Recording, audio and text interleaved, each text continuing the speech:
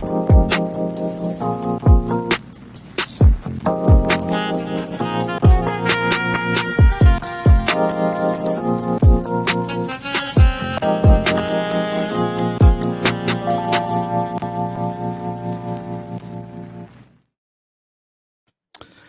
LeRoy. NightWatchman, man. We're still in the midst of Harlem Week, baby. You know, lots going on. Yep. But you know what, NightWatchman, one of the things, because, you know, I've known you for a long time.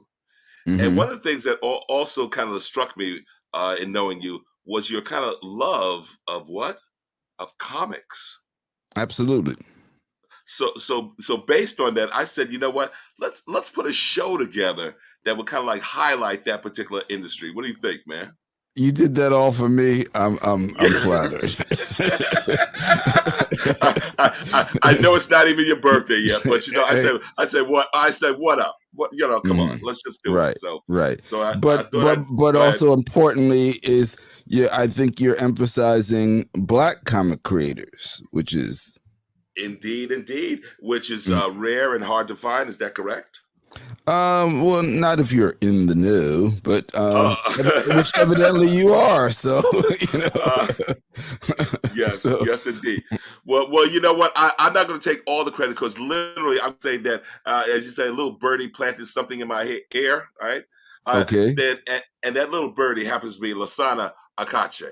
All right. Okay. Bring him out. Come on, we got that brother right out here. Yes. Lasana. NightWatchman, DJ LeRoy, how you brothers doing? We're good. My brother. We're good, my good. brother. All right. So, thank you for planting the initial bug there, because you told me about somebody who might be appearing there at a signing at the Uptown Sisters bookstore. Oh yeah. So, you know, so that's what actually lit the fire, and I said, you know what, we got to put something together, NightWatchman. And NightWatchman, like I said, I'm not going back to where I was. I was in a dark place, and I was throwing you under buses and all that stuff. I'm not doing that anymore. Okay. Well, Shirley Chisholm said, "When you get thrown under the bus, fix the transmission." Oh wow! Whoa! Yeah. Okay. I like that. She didn't actually say that. No. More of a paraphrasing, you know. Wow. Well, why don't we then bring out a professional comic book artist and writer that actually lives? He's not in NYC, but he's in Terrytown. Why don't we bring up Rob Taylor? All right. All right. Okay. Right. Yes. Bringing up. Do it. Yeah. Hey everybody, Rob, how's everything going? Good, my brother. Thank you. All right. Now, have you ever lived in New York City or always a T-town? Yeah, I've always I'm basically from New Jersey, from New Brunswick. And yeah. And then I moved to. Let me see. You guys see me? Yes. Oh yeah, we see you. Okay. Yes. Yeah. That's good. So I basically left New Brunswick to work at Valiant Comics, Valiant Comics in New York City, and then I moved. So basically, I just made the initial move from New Jersey to New York, you know, and then I was living in Brooklyn for about like 10 years, and then I moved into the Bronx. And then I pretty much got out of the city. Not Wakanda. BX, baby. Yeah. I love it. Okay. We're going to get more into that because I'm going to have to find out this. That, and NightWatchman, you could answer me this. So if Peter Parker lived in and was doing all of his crime fighting in, let's say, Queens, would there be He was. That's where he lived. Yes, that's where he lived. Okay, we'll get into more a deeper dive. How's that, buddy? Okay. Well, he was always in Manhattan, right? Fighting crime. But he lived. He lived because he lived in Queens. Forest Hills, to be precise. Forest Hills, yeah. He's a Forest Hills boy, yeah. But his job was in Manhattan because he worked for the Daily Bugle, you know, which definitely was not in Queens. Yeah, yeah. So on that note, we also may have to bring up a brother who I think can dispel a lot of that those myths, those rumors, and whatnot. And remember, based on his name, he can only be a writer. AK Lovelace in the house. There you go. Yes. Lovelace. Yeah. Nice, huh? Love it. What's up, bro? Oh man, how you doing, buddy? I'm doing all right, man. I'm doing all right. I ain't gonna complain about nothing. You know what I'm saying? Yes, absolutely. Man, So good. And AK said he was actually raised between Queens and Brooklyn, and he can tell you now he never saw Peter Parker fighting crime in Queens or Brooklyn. Okay. Okay. Never. Well, Single Spider-Man story that this is more of a Miles Morales crew here. Oh wow! There we go. The Miles Morales virus. Well, NightWatchman, seeing that I kind of like wanted to put this together, on your behalf, man. You want to start off with get it popping, buddy? No, go ahead, man. You're on a roll. Why? All you got is Peter Parker.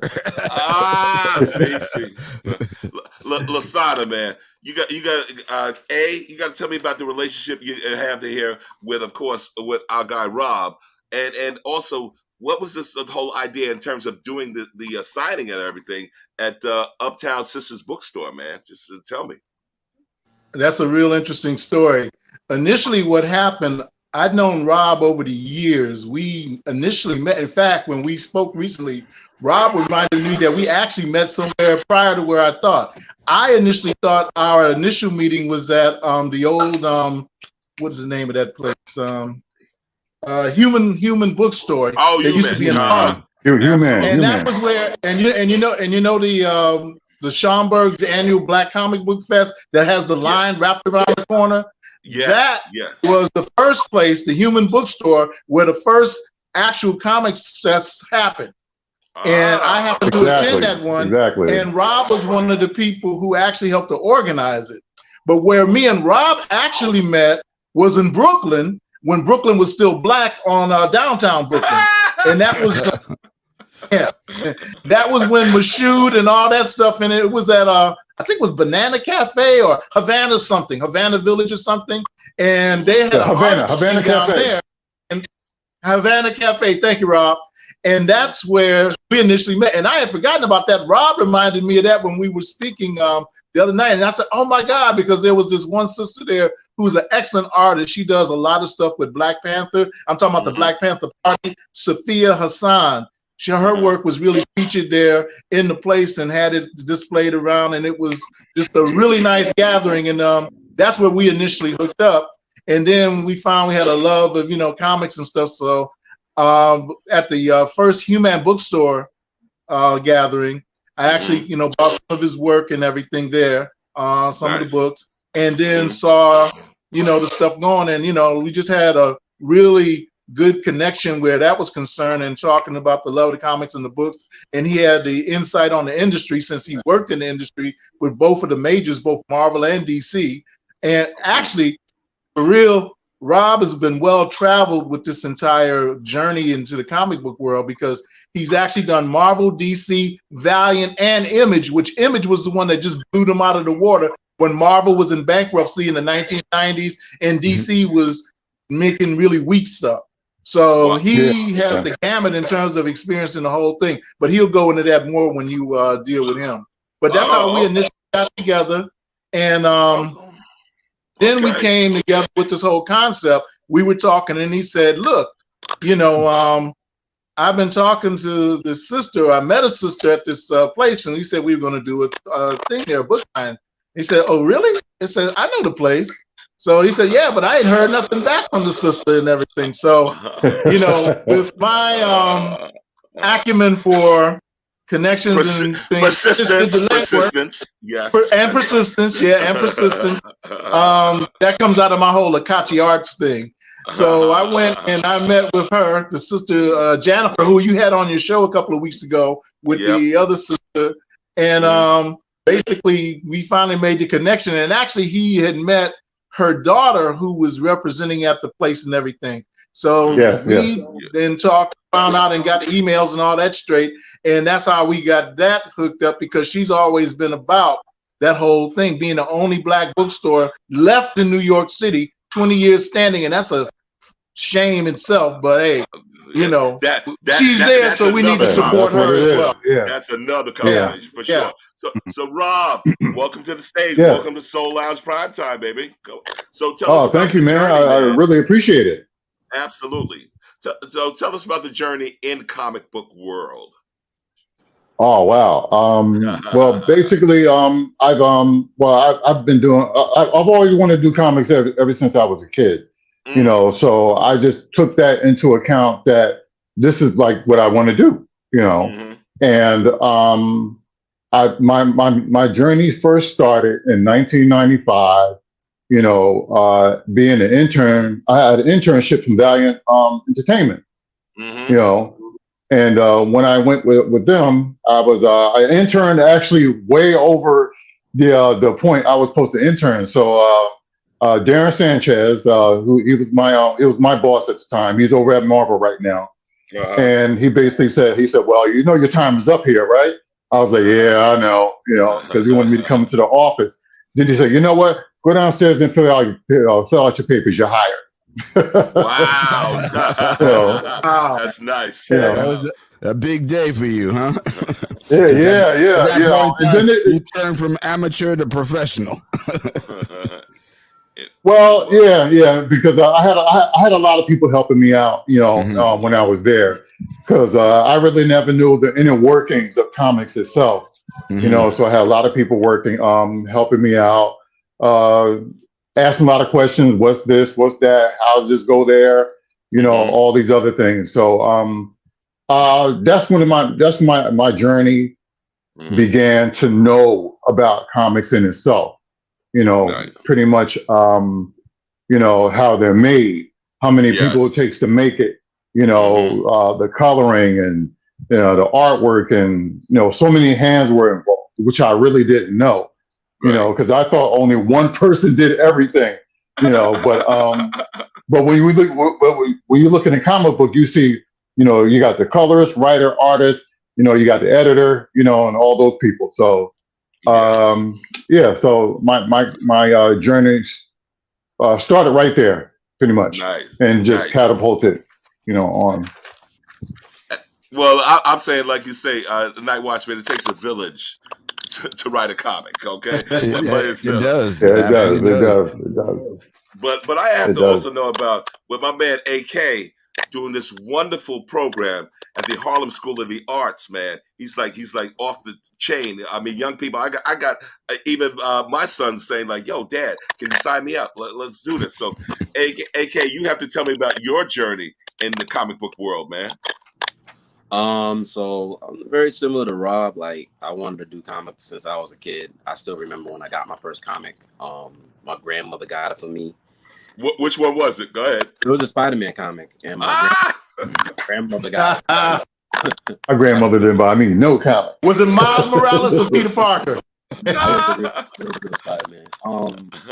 Like I'm black don't crack. I'm older than I look, but yeah, it was at a newsstand on the A train in Brooklyn, and I destroyed that comic. I colored my favorite thing. I drew my favorite things over and over and over again until the comic fell apart. So I knew that I wanted to do that for a minute, and then I wound up going to art and design high school. Woo! That's right. On 57th Street. Go ahead, man. Yep. And I wound up going to School of Visual Arts.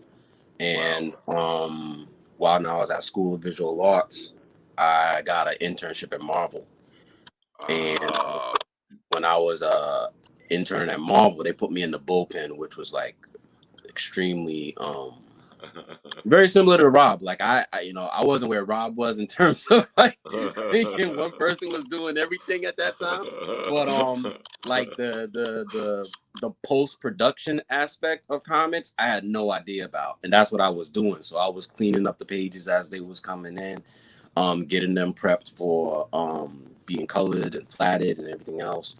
And while I was in the bullpen one day, because Marvel's old bullpen, they used to have a bunch of drafting tables set up because artists would come in running late on the deadlines, but they'd come in, they'd have somewhere to work. So I was doing my work one day, and an artist came in, and he was inking my favorite comic book at the time. So I was looking at him, and he was scrambling. He was like, "Yo, can you use a pen?" I was like, "Yeah, I can use whatever the hell you about to tell me to do." Nice. I started like assisting him right there, and then we exchanged numbers, and he was like, "Yo, I might need an assistant, yada yada yada." About a month and change later, he hit me up, and I became his assistant, and that inker was Mark Morales. Wow! Oh wow! Wow. Beautiful, so, like, man. I apprenticed under him and that was like the big break for me, because that was like real proper education, and that's started like my professional comics journey. That's where it really kind of took off. Wow. You know what? Okay, so remember, I'm definitely a novice in this particular group. Okay, as I told you, and NightWatchman, I got some crap from him because I was Archie Comics, some of the early like DC stuff. So I'm not a really big dude, but literally when I started to read some of the Marvel storylines, I said, "Oh man, this is actually speaking to the times." Because as you said, AK, I'm also Black Don't Crack, so I'm one of these old heads as well. But I love the storylines. I love the complex characters. And tell me, what was that an intentional thing by Marvel when they came on the scene to really put these particular characters up there and just make them like almost speak to what's happening in the world? NightWatchman, you want to tackle that one, man? Yeah, well, we know a lot of this is documented. There's been a lot of talk about Stan Lee and Jack Kirby and where they were going with these characters. I think one of the most relevant and important things they did with the X-Men were model the X-Men, and in particular the two lead characters, Professor X and Magneto, against Martin Luther King and Malcolm X. And so during the 60s, this is a time when they wanted to speak to what was going on, but speak in an allegorical way. And so the whole idea about mutants, they're basically talking about black people, and Exactly. so that was something that I think registered on an unconscious level. Certainly I didn't get that depth as a kid reading it, but as we grow older and look back and understand the dynamic, it's actually pretty impressive. And of course, the Black Panther character, which actually came out around the same time as the Black Panthers. So Marvel has always tried to inject a note of realism. In fact, Marvel was actually set in the actual New York City, whereas DC was set in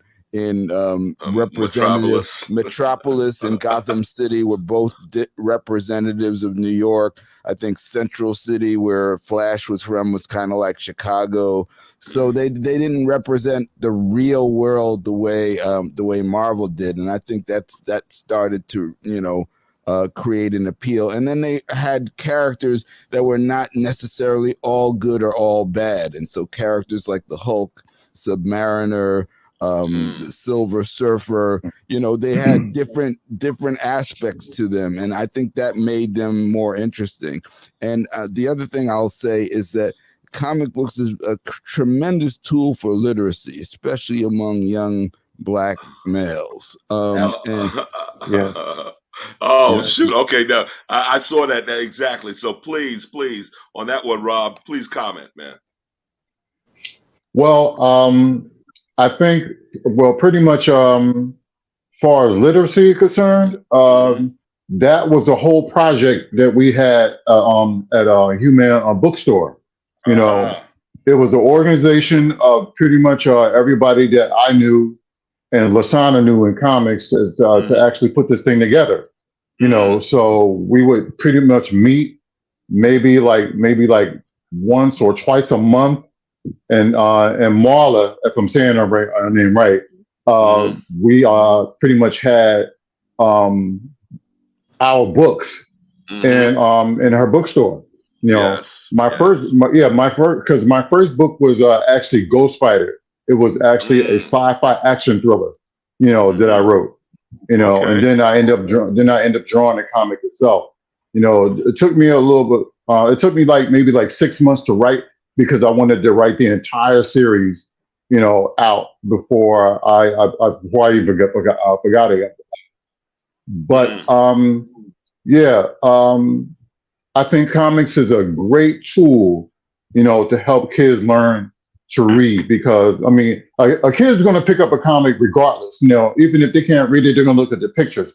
So we said, why don't we have it where, you know, we can have a medium where we had parents and the kids come, you know, and talk about our experiences in comics, and, you know, and how they can help your kids understand better reading, better words, and things like that, you know. So I think comics is a great tool, you know, especially right now. It's all media right now. It's all media, you know, and it's everywhere. You know, you can't turn a blind eye to it because it's there, you know.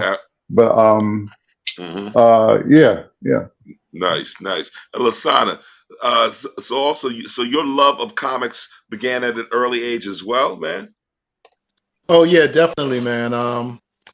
I think it was finding, you know, it's not too common anymore, but you know, I remember you going to like five and dime stores, or what do you call them, mom and pop stores, and they'd have spinner racks and everything. Yeah.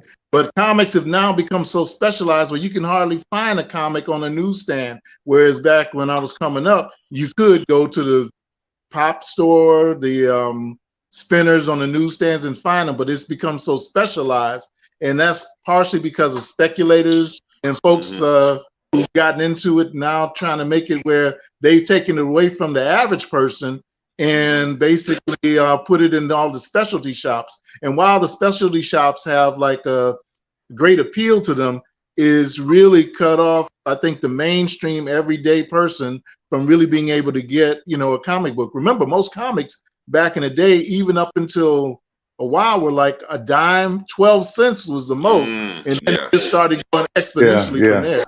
So, you know, those are some of the things. In fact, one of the major writers, Alan Moore, who did seminal work on things like some people may have seen The Watchmen as a movie, and then the series that my sister Regina King did as The Watchmen was Fire. That was based on Alan Moore's work, but he actually quit writing comics because he said they're no longer making it accessible to younger people. And if they can't afford it and everything, they can't do it. Rob himself once told me when we were talking, we ran into each other one time in Midtown. And he says, man, it's going to do a point where I'm going to stop buying comics because it's just too expensive.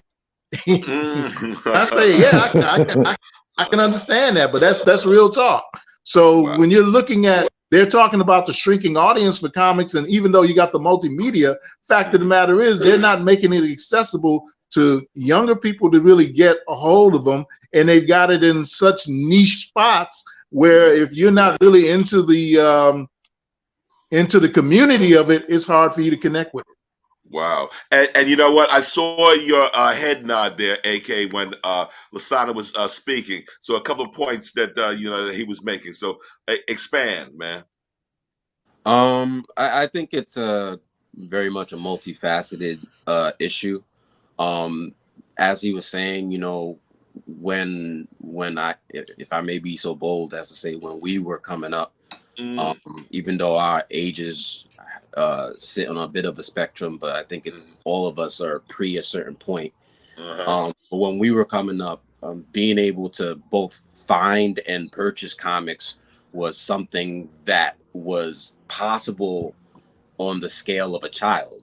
Right. Like allowance or pocket change or whatever it was. Yes. And between that and being able to just go to the corner store and the corner store was stocked up, it was just a different world. Whereas once it really started to become more of a novelty, more of a specialty market, and we have, you know, there's a lot of factors to that. We have, you know, comic books, unfortunately, is one of the few industries with a very much legal monopoly. that has like existed for like a good 20-30 years now. So there's that part of it, and that goes hand in hand with the whole aspect of comic books becoming something that you can only find in a comic book store, as opposed to a newsstand. And then you have another factor to me that I think that is a major deal is that I don't necessarily look at comic books in the sense of losing ground with younger kids. I actually don't really find that. I actually think that comics are gaining ground with younger kids. The issue is that it's not American comics. Got you. The American comics industry is really struggling, specifically the big two. Like their audience is shrinking, and they're having issues. Like they may throw it up on a big screen and it may pop on the big screen, but it's not translating back into book sales. You know, I think that, you know, they've become kind of like trapped in their own paradigm. You know, for a number of years, for a solid 2 decades, you know, American comics, the big two specifically, kind of got into this cycle where their business model was catering to people my age and our age. And they weren't doing things to get young people in. And meanwhile, you know, we're living in a post-internet world, and young people have a much more global sense of things around them, and they're watching anime and they're reading manga, and the rules in anime and manga are completely different. They don't have these kind of necessarily, I mean, they have their own idiosyncrasies and tropes, but they don't have these kind of paradigms where, oh, like your favorite character can't die. Like in a lot of ways, the Marvel the Marvel and DC model kind of sits in a more insulated Pixar-esque kind of world. No pun. I'm not trying to. But whereas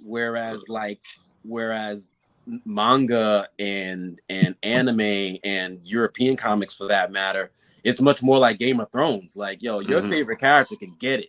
And I'm using that as an extreme example, but you know, because death is the most extreme act, but it trickles down from there. Like the fact of the matter is when you sit down and read a manga or you sit down and watch an anime, again, they do have their tropes, which have kind of gotten worse as it's become more popular. But you know, you're entering a situation, and the readers and the kids understand that you're entering a situation where like you don't know what's gonna happen. There isn't like, there really is that kind of suspense of belief where you're able to engage in a story where it's not all laid out for you. Like you read a Spider-Man comic, ain't nothing gonna happen to Spider-Man. Ain't nothing gonna happen to Spider-Man's love interest. Ain't nothing gonna happen to any major character in any of them stories. And you can reliably expect that. Whereas that's just not the way that it is on that other side of the fence. So, you know, it's a multifaceted thing. I think that, like, especially working in the education space, you know, I talked to kids. I had a funny interaction with a parent the other day, and she was like, "Oh, I'm a nerd," like, because she was talking about her kid, and she's like, "Oh, you know, they're all over there playing video games, and I don't know nothing about video games, so I'm a nerd." I'm like, "How are you a nerd for not playing video games?" Like, "Oh, I guess," he's like, "Yeah, and I don't read comics," and it's like, wow. So I missed it, man. Like bro, like when I was coming up, that was like the exact comic books. You're not the cool kid. Like, exactly. You know, so it's a real flip that's happened with a lot of these things, where it's just that when we view it through the prism, specifically as Americans, older Americans, it's just different because you know, if you look at Image, you know, just one more thing, like you look at a company like Image, you know, they're enjoying a different kind of success, and a lot of it has to do with the fact that as a company, they're just not tethered. They don't have all of this backstory and context, like literally half a century or more of context for these characters and stories that they feel like they need. Right. Yeah. Well, interesting that you kind of mentioned that. So literally when my oldest son was young, right? He's now 35, but I had gotten him an action hero. And this was his first action hero, and this was Sunman. I have that. But all right, by Olmec, right? Olmec. I remember it. But Bob had a take on it that it did not go as far as it could have because of what, Bob? Do tell. No story, no backstory. So in other words, you're saying that there needed to be a backstory that young people, specifically, I think you mentioned boys or men, right? Go ahead. Well, yeah, I mean, comics, the action figures spurred from the stories that were told in the comics. So that was a doll or, a character that was just never developed. And so without the story, without a context, all of the comics that have become, iconic have a context. Batman and Superman go back to the 30s, so that's almost a century at this point in time. Mm-hmm. And so and that's part of DC's problem, is that they've lived so well. They feasted off of those two characters. They can't get away from them. It's like they have an addiction to Batman and Superman, and over time, as AK was saying, you develop all this backstory and other characters, but then you're just kind of trapped by the, continuing to have to tell story in those universes. And nowadays they're trying to cheat with multiverses, so we can now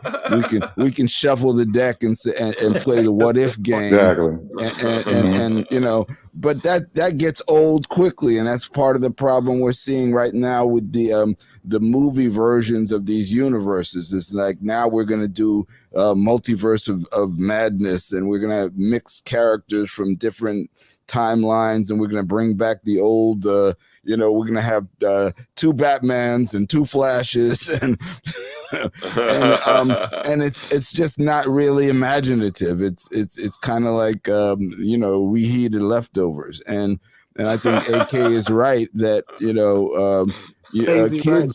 kids are going to go for something new, something that's speaking to them. And Batman has been around for so long, it's hard to refresh that character and make it relevant to a new audience. I hear you. I think Go ahead. a lot of it just comes down to we respond to consequence. Just fundamentally, from a storytelling standpoint, consequence matters. My favorite, and it doesn't happen often, certainly doesn't happen often with American movies, but my favorite moment in a movie is to be sitting in the theater, sitting in the chair, and like have this kind of cathartic moment where I realize that I don't know what's going to happen. Yes. Like that is like the best moment in a movie for me. And it happens a lot when I watch European movies. It happens a lot when I watch Asian film. It happens a lot when I watch old American movies. Gotcha. It doesn't happen much at all when I watch modern American movies. And it's the same thing in the comics. When you enter a situation and you just can kind of like reliably like just know what's gonna happen or what's not gonna happen, it takes away from your ability it's predictable. Okay. So then help me out here, Rob, because I didn't see Iron Man about to die in Endgame. I mean, I didn't see that. So tell me, was that predictable? Endgame was not predictable, but I knew there was going to be a collusion, a whole collection of characters coming together, because DC, Marvel has a tendency to change things around. They do it all the time, and it's usually on a bad note. But I will say that Endgame was pretty much the greatest superhero movie I ever seen because they did it right.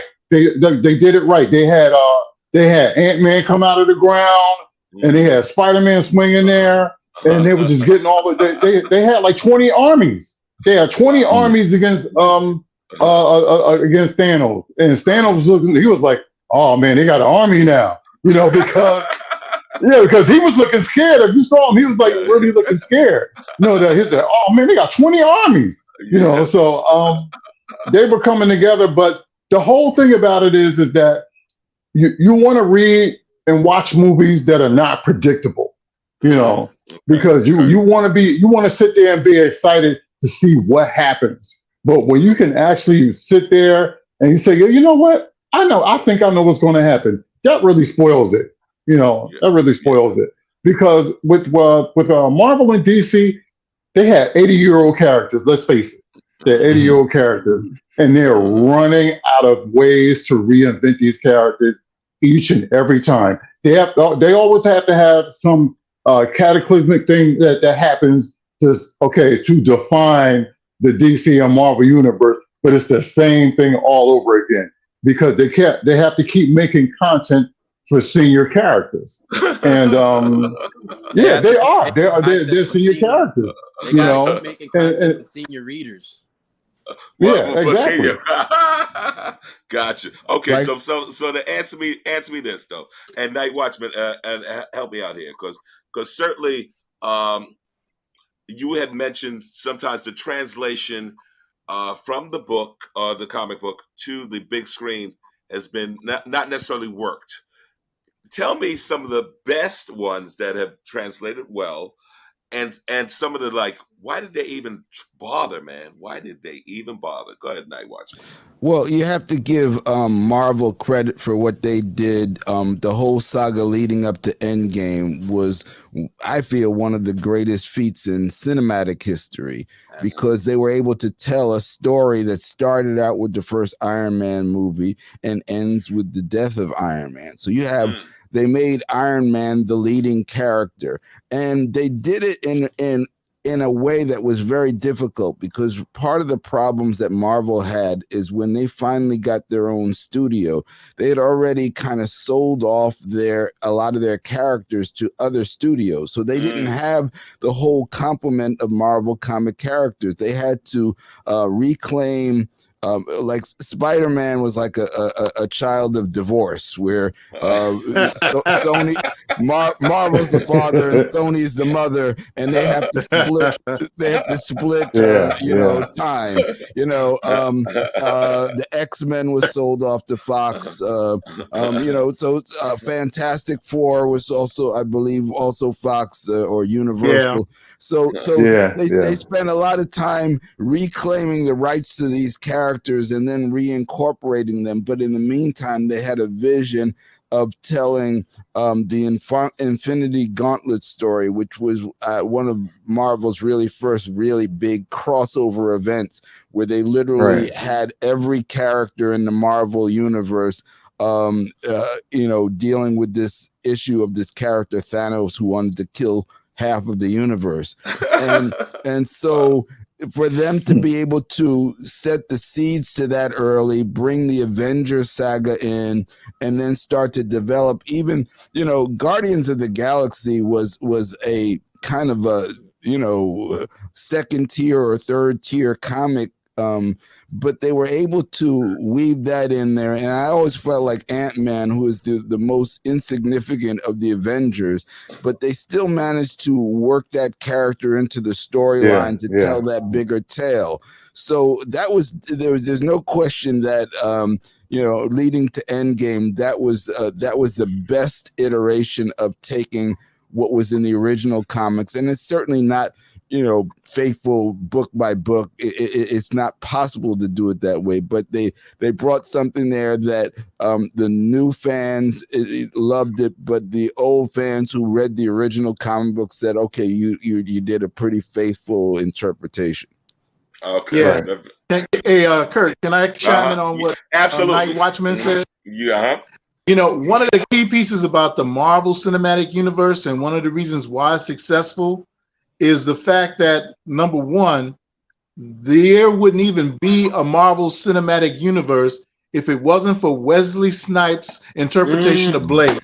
Okay? Exactly. Now, I need to say that. Yes. I need to say that because they don't want to acknowledge they tried to dog the brother. They sent him to jail when he paid millions of dollars of the taxes. They said, we don't care if you paid the money. We want you to go to jail. Okay, we want to make an example of you. And one of the reasons why is that Wesley stood on principle about not wanting to do certain things. We all remember New Jack City. One of the reasons they came on Wesley because they wanted to do a New Jack City 2, a continuation saying that Nino survived. And Wesley refused to do it. And from that point on, they gave Wesley hell. Okay? But Wesley Snipes took a D-list character, Blade. I said D-list. When Marvel was selling everything off in the 90s and reinvented Blade and made Blade sleek, made him cool and everything, and everybody loved it. And Marvel said, wow, we've been failing doing these movies because Marvel had a bunch of duds. And after Blade, they said, we got to reclaim our characters and we got to take this new approach. And so they have Wesley Snipes to thank for their success in terms of doing movies. Because without Wesley Snipes and Blade, there would be no Marvel Cinematic Universe. And I'm here to say it on the record so everybody knows. Listen, I understand you, man. You know, my thing is that truth there. Because if you, I'm sorry. If you look at if you look at the credits for Blade, you know, and they do all the credits and everything, and it says Marvel Comics in real little letters. You know, because they didn't want no association with it if it failed. At the time, if it failed, because actually that movie was produced by Wesley Snipes' company, Amaran Films. Yep. Wow. That was produced by him. That's right. You know, and he designed, and actually Wesley designed the costume. Right. Exactly. Wesley designed the costume. Yeah. You know, so he basically did everything, you know. So when the movie got popular, when the movie got popular, you saw them change the credits. The Marvel name got real big, you know, because they knew they had a hit on them. They had a hit. It's been wormhole in history. And I don't know, man. It really is goddamn. It's really upsetting because, without Blade, we wouldn't have superhero movies right now. Exactly. That's Speak to it, AK. And people don't. I think we would have superhero movies, but they wouldn't be done correctly. Well, it's really infuriating that once again we're in a situation where we were like the cornerstone of something and get no credit. Because if you actually lived through that, we had a situation where Tim Burton made Batman, and Batman changed Hollywood. Yeah. And then Joel Schumacher destroyed comic book movies in perpetuity. Exactly. Word, AK. Word, brother. The Batman movies, they look like theme parks. You know, they look like theme park movies. And Christopher Nolan brought it back to life. Yeah, but he did. Before Christopher Nolan even had the idea to do and Christian Bale. Christian Bale, Joel Schumacher had made the idea of producing a superhero movie anathema to Hollywood. That's how bad Batman and Robin was. And anybody that saw Batman and Robin pretty much walked out of the movie theater thinking, I'm never going to see a comic movie again. The last time it's ever going to happen. And there were no comic book movies until Blade. Wow. That was it. Right. It was a desert.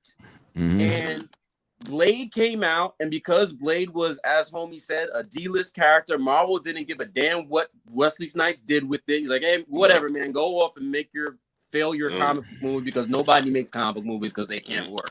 Right. And Wesley Snipes was allowed to do what he wanted.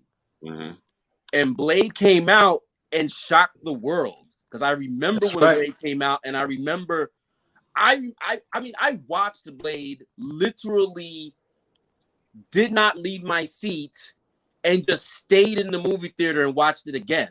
And that wasn't a unique story. Everybody was doing that. People were bringing young children that had no business being in Blade. So watch You're right. Like, it changed everything. Like, and all these people, they were like, "Oh, Spider-Man." Like, nah, bro, they wouldn't be in a Spider-Man without Blade. Blade changed the game, bro. Blade came out at the same time as Saving Private Ryan, and it made Saving Private Ryan tons of money. Wow. So, like, I mean, it's just another one of those historical wormholes where memory holes rather, where it's just like, oh, you know, we're all gonna pretend that didn't happen. But Blade 1 and Blade 2, what? Come on, bro. And I absolutely have to agree with you on that, because literally in this casting, Wesley was superb, and also in terms of a villain, Stephen Dorff. Stephen Dorff was like incredible, because I also loved him opposite our guy Mahershala Ali in True Detective. Man, he's like, it's one of these actors who kind of like matured and just got better. Much better. Yeah. No doubt. And NightWatchman, you about to say something? What? No, I'm just. I agree with everything AK said. You've got to give, and also Wesley also tried to make the Black Panther movie for years and never really got it green lit. Yeah. Bob, I need to speak to that one. I need to speak to that one, because that's really a travesty right there, because they did not want Wesley to get a hold of the Black Panther because of two things. Number one, because of what Wesley was doing off camera, in terms of he funded that movie for Dr. John Henry Clark, Mighty Walk, and he also was very prominent in helping that settlement down in Georgia, which was the Nuwaubian community. I found out about them looking at Time magazine. I said, who are these folks? They got a pyramid on the premises of the land and a sphinx. I said, what? Yo, I went down there to find these people. And I got there at late at night, but you can see the outline of the pyramid on the land. I asked a brother, because it was on some rural road in Georgia, right outside of Atlanta, about on I-20, okay? And I said, yo, bro, I'm trying to find this. Where is it? He talking about, oh, you talking about the Black Disneyland? I said, okay. Black Disneyland? So he sent me down some back road and everything. And I came up on the place and I said, oh my God, this is deep. And the brothers, they said, man, we'd love to give you a tour, but we normally shut it down late at night, because by the time I found it was like sundown dusk. And so they had stopped doing it. They said, you can come back, you know, during the day earlier. We'd be happy to take you around the property and show you. Unfortunately, I was leaving the next day, so I didn't get a chance to do it. Since that time, that entire property and everything had been taken over. The U.S. government came and bulldozed the property, took everything down. Okay. Wow. Took everything down. In terms of what they were doing, they were farming on the land. They were doing it, you know, because Wesley Snipes was training brothers in martial arts down there. So they had a whole cadre of cats doing martial arts and stuff. So that's the reason he really went to jail, because they didn't like what he was doing and what he was supporting. And the fact that he told them that he wasn't going to do certain type of images and needed to portray positive characters. That's why Wesley went to jail in terms of that. Now, with the Black Panther, getting back on point with that, the Black Panther was a character that they knew would go up, because the Black Panther first appeared in 1966, Fantastic Four number 52. And that's when he made his type of piece, okay? And it was ironic because, you know, prior to that, if we have our line of history, the Lowndes County Freedom Organization was founded in 1964, and it was nicknamed the Black Panther Party. In fact, their emblem was the Black Panther on that party. They say, vote for the Panther, not the rooster, back in Mississippi Freedom 1964. So that was the first actual Black Panther Party, and that was involved with SNCC and some of those people. SNCC with Stokely Carmichael, Willie Ricks, and some of those folks who came in, known as Kwame Ture now. So that was happening. Then the Black Panther Party for Self-Defense was founded at Laney College in Oakland, California, in 1966, and that's where they came from. And their whole thing was about the police and everything else. But the real genesis of the Black Panther Party was 1964 with the Mississippi Freedom Democratic Party. And if we really want to go back, we actually can go back to World War I, where you actually had Black Panther regiments. And it was a tank brigade, I believe it was the 761st in World War II, which was called the Black Panther Tank Battalion and everything. So we had the Black Panther thing going back in our heritage all the way back to World War I with the Harlem Hellfighters and all like that. And it took genesis in the 1960s. Yeah, the Harlem Hellfighters, my brother. And Lasana, speaking about that, you know that Morgan Freeman is going to be doing a documentary on the History Channel regarding the 761, the Black Panther. Oh, wow. Oh, beautiful. Yes, I look forward to seeing that. Well, absolutely. Oh, I think I've seen the commercial for that. Yes, correct. And you know what? Okay, so my son, James, he basically, I got to give him some props. He now says, and tell me if you guys have seen it, but Spider-Man Across the Spider-Verse. He says, I love that. I like that. That is a game changer. That's what he says. So please tell AK, what are you feeling now? It's a masterpiece. Yes? It's a masterpiece. Okay. Wow. It's a masterpiece.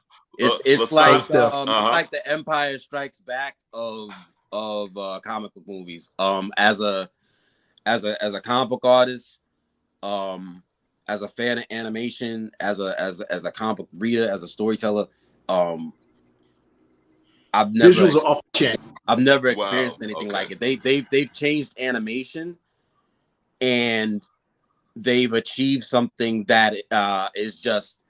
I mean, the first Spider-Man movie, the first Miles Morales Spider-Man movie, changed animation because nobody had done forever.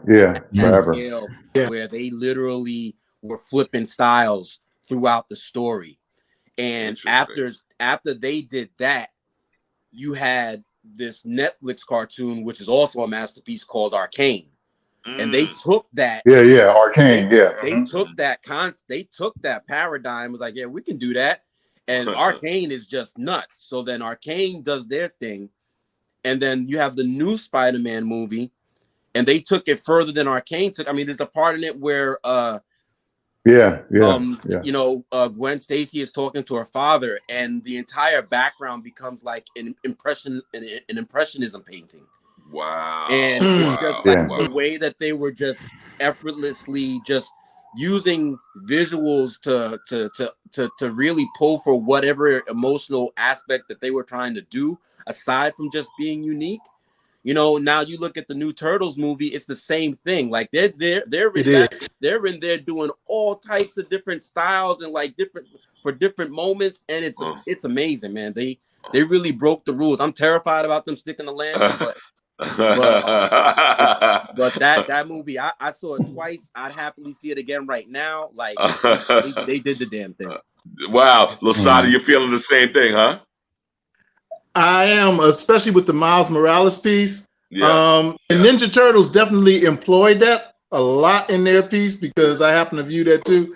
I think you got to be a certain generation to really connect with Ninja Turtles like that. But what Lovelace said is really on point in terms of the use and the way that they're stretching the genres and the mediums to blend together and create. You got a Picasso-esque thing and a expressionistic thing going on, and just the layers and the colors, the way that they bleed and everything. So it's revolutionary. It's great. It's wonderful. But I need to say something on that, because if most of that is done with the AI, and this thing is really critical, particularly for us as Black people in these creative mediums, they are using AI, and which is why these people are on strike right now, and why they want to, put some regulations on it, because the producers and the owners of these pieces basically want to use this AI to basically took people out of work, put people like AK and Rob out of work and everything. And so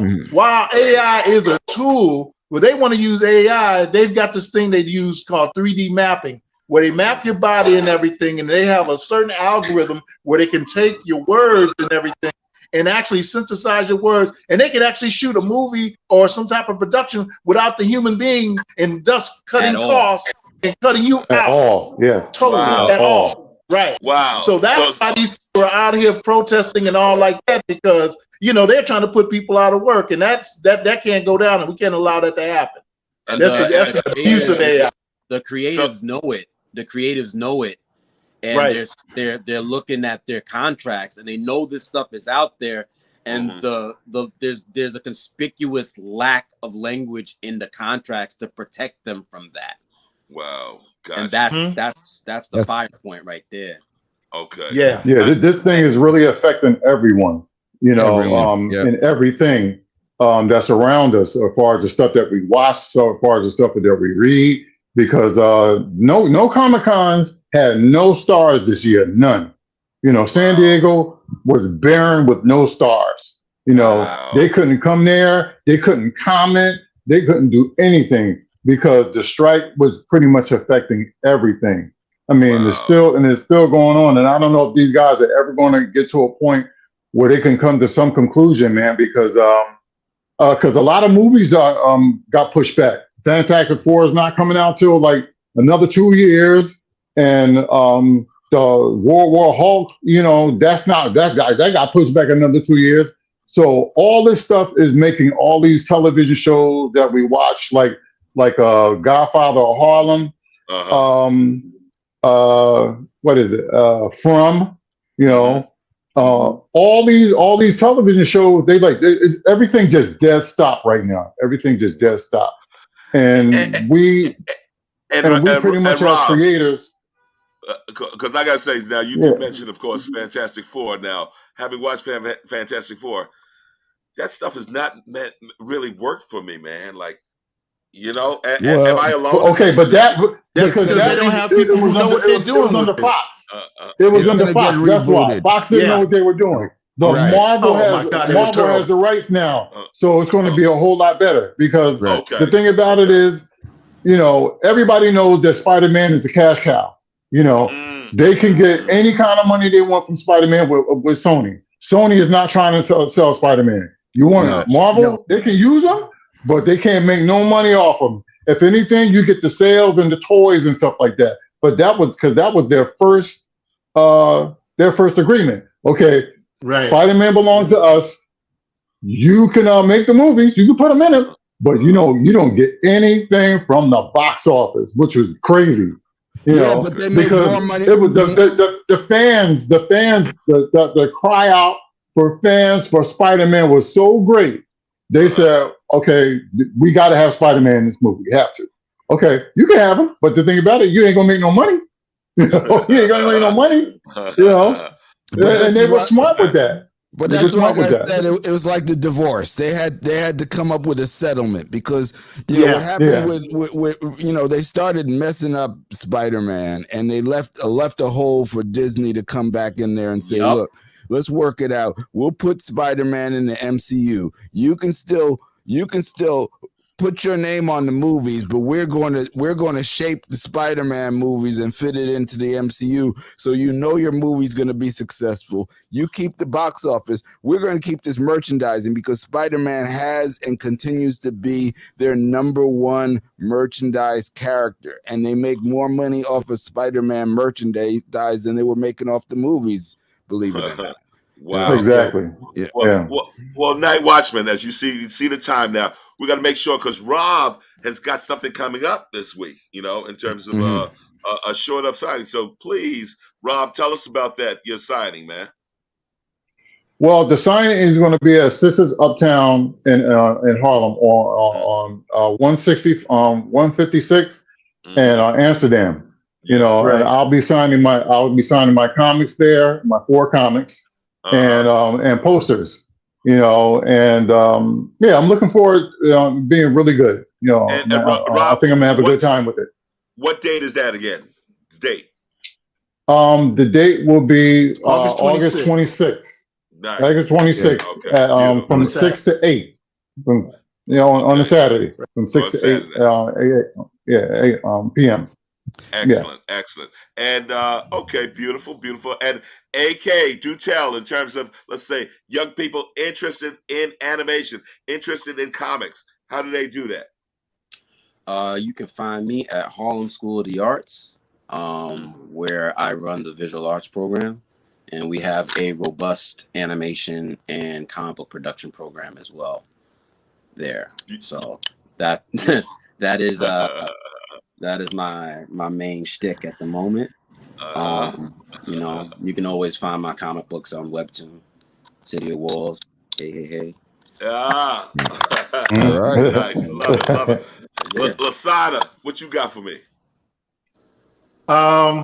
Just additional in terms of reinforcing the Superhuman works, book signing with Rob as the primary. It's going to be his sister's bookstore once again on Saturday, August 26th from 6 to 8 p.m. So be there, bring your friends, and bring also young people. If you're watching this, come on through because it's something that you really want to see and you're really going to buy. And also, sisters will feature and have a spinner rack of books, comic books in there. Once we do that, they're going to establish that in there as well. And there's a young brother working up in there named oh man, I'm sorry, brother, I forgot your name, but it's a young brother that they recently employed in there. Lahar or something like that is his name, and he's always going to be there. He knows the community and everything. So you know, definitely come and check that out. Oh, the other thing is that also for those who think that comic books is just a kind of fly-by-night type of thing, you can actually get a PhD in comic books at Michigan State University. They actually have a full program in that now. Wow. Yes. Okay. You can get a PhD in comic book, stuff at Michigan State University. They have one of the they're one of 3 programs in the country that have a comic book centric program. A PhD, literally.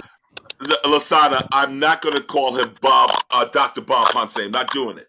Hey, listen. You don't have to call me. But let's face it. We've had a master class here on this evening on Soul Lounge Primetime on Black Comics. I want to thank our guests for sharing their interests, their experiences, and above all, their passion. We absolutely have to have you guys back on and talk more about this. Oh, exactly. No doubt. We are, but because one of the people missing, and I can call him Dr. Scorpio Rogers at Mercy College, because he's a big comic book head. And not bigger than us. On the show. Not bigger than us. so we're going to have him as part of this group, okay? NightWatchman? Yeah, absolutely.